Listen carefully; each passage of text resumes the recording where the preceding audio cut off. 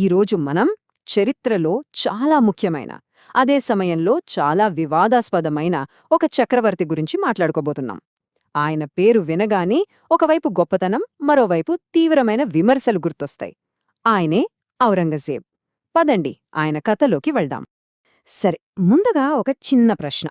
మొఘల్ సామ్రాజ్యం అంటే మనకు వెంటనే బాబర్, అక్బర్, షాజహాన్ లాంటి పేర్లు గుర్తొస్తాయి కదా. కాని వీళ్ళెవ్వరూ చేయలేనిది చేసి ఆ సామ్రాజ్యాన్ని దాని చరిత్రలోనే అతిపెద్ద స్థాయికి తీసుకెళ్లిన చక్రవర్తి ఎవరో తెలుసా? అవును, ఆ చక్రవర్తే ఔరంగజేబ్. తన పాలనలోనే మొఘల్ సామ్రాజ్యం విస్తీర్ణంలో ఆకాశాన్ని తాకింది. కాని ఆ శక్తి వెనకున్న కథ అంత సింపుల్ కాదు. ఇక్కడే అసలు ప్రశ్న మొదలవుతుంది. ఔరంగజేబును మనం ఎలా అర్థం చేసుకోవాలి? తన సామ్రాజ్యాన్ని అంతలా విస్తరించిన ఒక గొప్ప యోధుడిలా చూడాలా? లేక తన కఠినమైన పాలసీలతో స్వంత ప్రజలనే దూరం చేసుకున్న ఒక పాలకుడిలా చూడాలా? ఈ రెండు కోణాలను మనమిప్పుడు పరిశీలిద్దాం. అతను చక్రవర్తి అవ్వడం వెనుక ఒక పెద్ద కథే ఉంది. అది పూలబాట కాదు, రక్తం, ద్రోహం అన్నీ ఉన్నాయి. సింహాసనాన్ని దక్కించుకోడానికి అతను ఏం చేశాడో చూద్దాం. ఈ టైంలైన్ని ఒక్కసారి చూడండి. 1618లో షాజహాన్ కొడుగ్గా పుట్టాడు. కాని అసలు కథ మొదలైంది తన తండ్రికి ఆరోగ్యం పాడైనప్పుడే. వారసత్వం కోసం సొంత అన్నదమ్ములతోనే భయంకరమైన యుద్ధం చేసి చివరికి 1658లో సింహాసనాన్ని చేజిక్కించుకున్నాడు. నిజానికి చిన్నప్పట్నుంచే ఔరంగజేబులో కొన్ని లక్షణాలు చాలా స్పష్టంగా కనిపించేవి. ఒకటి, విపరీతమైన క్రమశిక్షణ. 2, తన మతం పట్ల బలమైన నమ్మకం.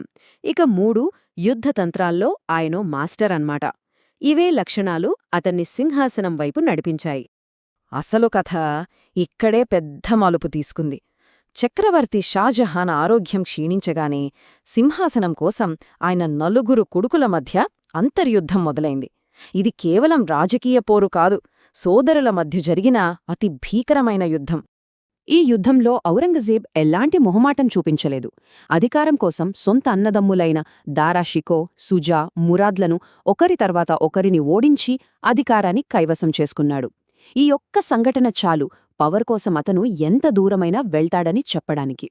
సరే, ఇప్పుడు ఔరంగజేబ్ పాలనలో మొఘల్ సామ్రాజ్యం ఎంత గొప్పగా వెలిగిందో చూద్దాం. అతని కాలంలో సామ్రాజ్యం ఎలా విస్తరించిందో తెలుసుకుందాం. ఇది నిజం, చరిత్రలో రాసిపెట్టుకున్న నిజం.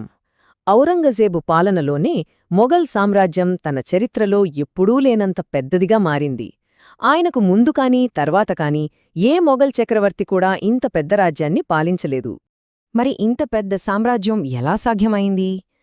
ముఖ్యంగా దక్కన్ అంటే మన సౌత్ ఇండియా మీద అతను చేసిన సుదీర్ఘ దండయాత్రలే కారణం.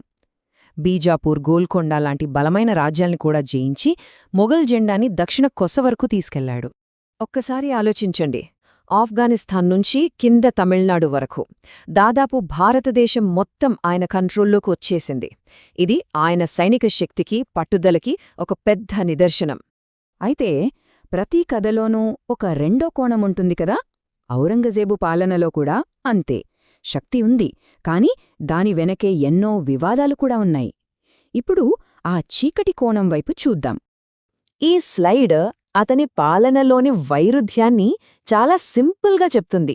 ఒకవైపు చూస్తేనేమో సామ్రాజ్యం అంతకంతకు పెరుగుతూనే ఉంది, మరోవైపు చూస్తే జనంలో అసంతృప్తి కూడా అదే రేంజ్లో పెరిగిపోతుంది. ఈ రెండింటినీ బ్యాలెన్స్ చేయడంలో అతను ఫెయిల్ అయ్యాడు.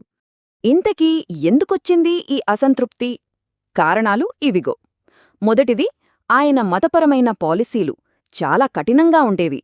ఆ తరువాత విపరీతంగా పన్నులు పెంచడం, ముఖ్యంగా జిజియా పన్నును మళ్లీ తీసుకురావడం. ఇంకా చాలా హిందూ దేవాలయాల్ని పడగొట్టించాడనే బలమైన ఆరోపణలు కూడా ఉన్నాయి.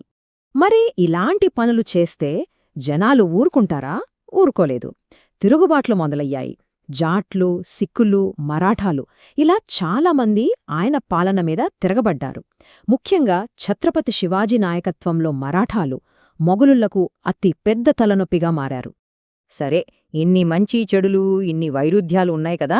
మరి ఫైనల్గా ఔరంగజేబు వారసత్వం ఏంటి? చరిత్ర అతన్ని ఎలా గుర్తుపెట్టుకుంది?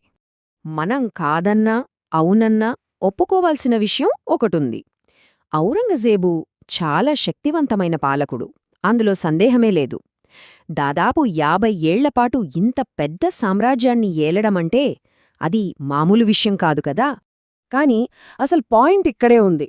ఆయన తీసుకున్న కఠినమైన నిర్ణయాలు, ఆయన పాలసీలు ఆ సామ్రాజ్య పునాదుల్నే కదిపేశాయి. ఆయనున్నంతకాలం ఎలాగో నెట్టుకొచ్చారు కాని ఆయన మరణం తర్వాత మొఘల్ సామ్రాజ్యం పతనం అవ్వడానికి ఒక రకంగా ఆయనే బీజాలు వేశాడని అంటారు. సో ఔరంగజేబు కథ మనందరికీ ఒక పెద్ద పాఠం నేర్పుతుంది. అదేంటంటే అధికారం, సైనిక బలం వీటితో పెద్ద పెద్ద సామ్రాజ్యాలు కట్టొచ్చు. కాని వాటిని నిలబెట్టాలంటే జనాల మనస్సుల్ని గెలుచుకోవడం కూడా అంతే ముఖ్యం. చివరిగా ఈ ప్రశ్నతో ముగిద్దాం. ఒక్కసారి ఆలోచించండి. కేవలం బలం, అధికారం మీద కట్టిన ఏ సామ్రాజ్యమైనా నిజంగా శాశ్వతంగా నిలబడగలదా? ఈ ప్రశ్నకు సమాధానం బహుశా ఔరంగజేబ్ జీవితంలోనే మనకు దొరుకుతుందేమో.